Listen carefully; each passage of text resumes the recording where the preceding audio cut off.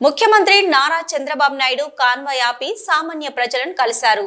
ఉండవల్లిలోని తన నివాసం నుంచి సచివాలయానికి వెళ్తున్న సమయంలో కరకట్టపై ఉన్న ప్రజలను చూసి తన కాన్వాయ్ను ఆపారు. సమస్యలపై వినతులు అందించేందుకు వచ్చిన ప్రజలను పిలిచి మాట్లాడారు.